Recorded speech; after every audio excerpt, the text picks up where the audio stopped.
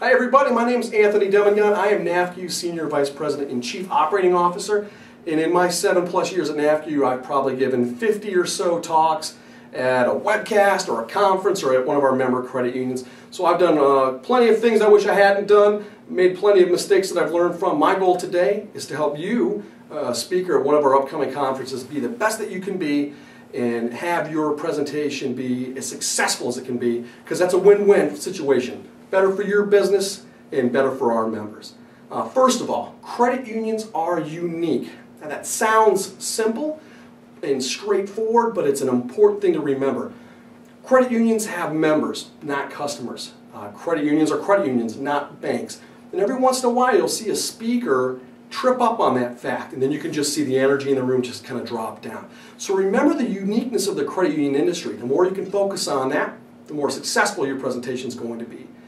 Number two, know your audience, and we can help you with that. Each conference talks to a different audience, and some conferences talk to several different audiences at the same time.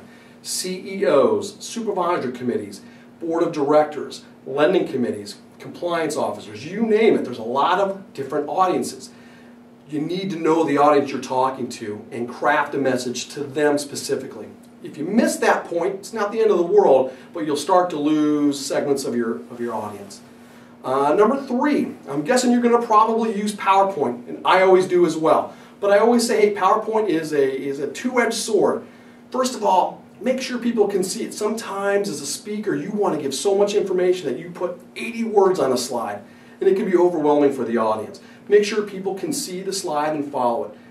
Use PowerPoint as an aid, but not as a crutch. Refrain from reading the PowerPoint. Use each slide as a leap-off point for a conversation, and I think you'll find it to be much more rewarding. Animations are great, but I can't tell you how many times I've been in a session where somebody had an animation and they forgot they had the animation in their PowerPoint, and then they couldn't remember how it worked. And finally, you may have a very complicated subject matter that just does not reflect well on one slide. Think about using a handout for that, maybe an article that you've written. We'll be happy to make the copies and include that with your materials. Number four, very important to interact with the crowd. Always remember what I call crowd control issues. Question and answer in interactive formats really get the energy level up in the room, which is always a key thing.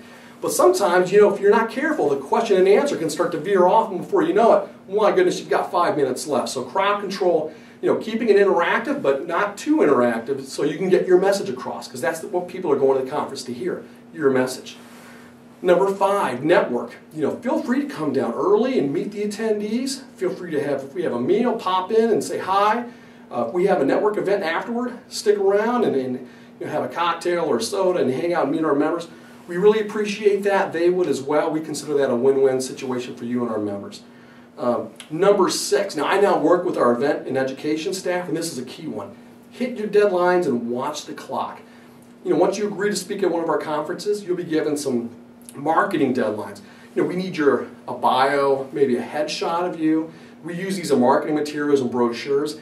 If you miss the deadline, it makes it very difficult for us to put together a robust brochure, and so we really need that information in on time. Number two, you got to watch the clock. If you have an hour or an hour and 15 minutes, try to hit those times exactly, because there's always things following you. Either it's a meal or another speaker. Number seven, though, and this is the most important topic, the most important point. I probably should have had it first, but I'll save it for last. You need to be an enthusiastic master of your presentation. This has to be your reason for being, at least for that hour that you're on stage. If you're not into your talk, or you haven't mastered the content, that's going to show. And if you're not excited to be up there on stage, and why is someone going to be excited listening to you? Now, you don't have to be funny or witty or no jokes. You just got to be yourself, but let that enthusiasm show, and you're going to be a fantastic speaker. Now with that, we have a link here at the end of the presentation with some more tips and information on how to help you, but always feel free to reach out to us. Again, I'm Anthony Demangone, NAFCU's Senior Vice President and Chief Operating Officer, and on behalf of NAFCU, thank you for helping us out with this conference, and we wish you nothing but success.